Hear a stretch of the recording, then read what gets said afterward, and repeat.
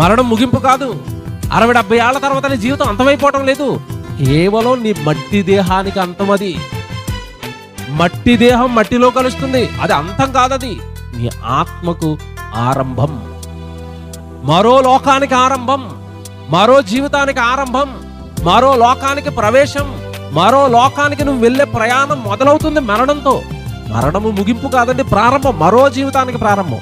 ఇక్కడ మీకు అర్థం అవడానికి చెప్తాను. పుట్టుక అనగానే ఈ లోక జీవితానికి ఆరంభం. అది పుట్టుక పేరుతో మనం పరలోకంలో ఉన్న దేవుడి దగ్గరలో నుండి ఆదాములోకి వచ్చి, ఆదాములో నుంచి తరతరాలు దాటుకుంటూ తల్లి గర్భంలో నుంచి ఒక రోజు ఈ లోకానికి వచ్చే చూసావు. పుట్టుక పేరుతో నువ్వు, అది ఈ లోకానికి ఆరంభం. పుట్టుక చావు అనేసరికి మరో లోకానికి ఆరంభం. అది పుట్టుక పేరుతో ఈ లోకానికి ఎలాగైతే వచ్చావో, చావు పేరుతో నువ్వు మరో లోకానికి వెళతావు. ముగింపు కాదు. పుట్టక మునుపు ఉన్నావు నువ్వు, ఈ లోకంలోనికి రాక మునుపు. చనిపోయిన తర్వాత ఉంటావు. ఈ మధ్యలో ఉండే జీవితమే అది చాలా చిన్న జీవితమే. ఈ లోకంలో, భూలోకంలో ఉండే 60-70 ఏళ్ల జీవితం అండి. మళ్ళా చెప్తాను, జాగ్రత్తగా వినండి, బాగా ఆలోచించండి నేను చెప్పేది. నువ్వు ఈ లోకానికి రాక మునుపు వెనకాలన్న నీ జీవితం చాలా పెద్దది.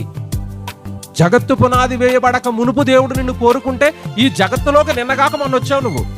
నువ్వు వచ్చి 30 ఏళ్ళు అయింది, నువ్వు వచ్చి 40 ఏళ్ళు అయింది, నువ్వు వచ్చి 50 ఏళ్ళు అయింది. కోరుకున్నది ఎప్పుడు నిన్ను దేవుడు? జగత్తు పునాది వేయబడక మునుపు కోరుకుంటే నిన్నగాక మొన్న వచ్చావు. ఒంటి మీదకి 40 ఏళ్ళు వచ్చాయి, 50 ఏళ్ళు వచ్చాయి, 30 ఏళ్ళు వచ్చాయి. ఆ 30 ఏళ్ళు 40 ఏళ్ళు ఇంకో మహా అంటే నువ్వు ఒక 30 ఏళ్ళు ఉంటావు, 40 ఏళ్ళు ఉంటావు.